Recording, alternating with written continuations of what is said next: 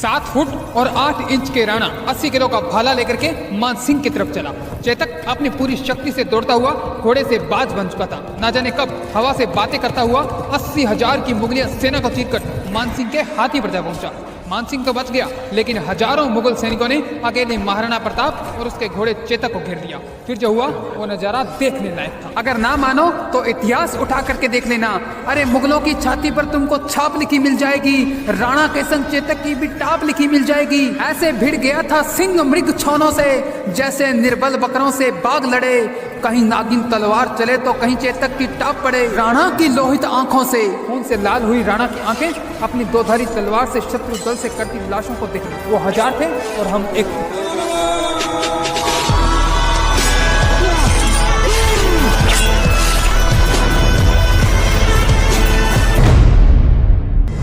हल्दी घाटी का वो मैदान जहां महाराणा प्रताप उस समय दुश्मन की समझ से बाहर हो गया था, जब राजपूती सेना युद्ध में कमजोर पड़ने लगी। दुश्मन तलवार से लड़ते तो घोड़े सहित काट देता, भाले से लड़ते तो जमीन में गाड़ देता। लाल रक्त से रंजित लोहे की तलवार और चेतक की रफ्तार हवा से बातें करने लगी। ना जाने कब 80,000 की मुगलिया सेना को चीरकर मानसिंह के हाथी पर जा पहुंचा।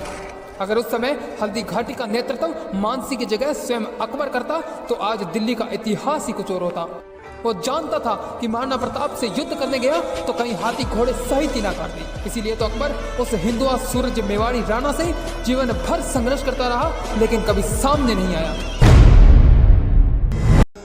आंखों में लाल रक्त, भुजाओं में 2 धारी तलवार। इतनी बड़ी मुगलिया सेना के बीच अकेले मानसिंह को ढूंढ रही थी। जब नहीं मिला तो नागिन सी तेज तलवार से शत्रु दल के सर धड़ से अलग कर हल्दी घाटी को प्रलय का मानचित्र बना डाला। मातृभूमि की रक्षा के लिए लहू पानी की तरह बहा डाला। रणभूमि में ऐसा तांडव रचा कि देखने वालों की आत्मा तक कांप उठी। भले ही युद्ध में राजपूती सेना कम थी, लेकिन फिर भी युद्ध बराबरी का चल रहा था। और वीरता और पराक्रम की हर रात दिखा दी थी। शौर्य भरा कण कण में ताकत अज्ञात दिखा दी थी। मुगलों का दम निचोड़ दिया तुमने राणा, इतिहास गढ़ा। मेवाड़ धरा के दुश्मन को उसकी औकात दिखा दी थी।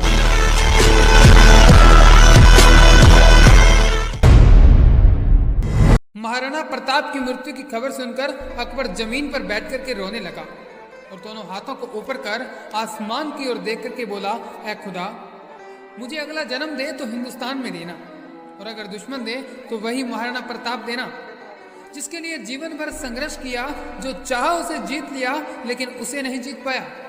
मुझे वही महाराणा प्रताप देना जो महलों को छोड़ जंगल जंगल भटकता, घास की रोटी खाता, पत्तों पर सोता, राजस्थान की माटी का बना वो वीर सपूत अकेला होकर भी हिंदुस्तान की इतनी बड़ी सेना के सामने हर वक्त सीना तान कर खड़ा रहता। मुझे वही महाराणा प्रताप देना। ऐ खुदा, ये बात मुझे अंदर ही अंदर खाई जा रही है कि भले ही मैंने पूरे हिंदुस्तान पर राज किया, लेकिन हिंदुस्तानियों के दिलों पर तो महाराणा प्रताप राज करके। अब राणा की तलवार मुगलों के लिए काल बन चुकी थी। दुश्मन की छाती ऐसे चीरी जा रही थी जैसे नाव लहरों को चीरती हो। चेतक घोड़े से बाज बन चुका था, चलना और दौड़ना भूलकर उड़ने लगा था। और हल्दी घाटी के चरम युद्ध में राणा का भाला भी तनकर बोल उठा, राणा मुझको विश्राम न दे, बैरी का हृदय तुम मुझसे तीर, मुझको तनिक आराम न दे। आज मैं रक्त का प्यासा हूँ राणा, मुझे रक्त पीने दे।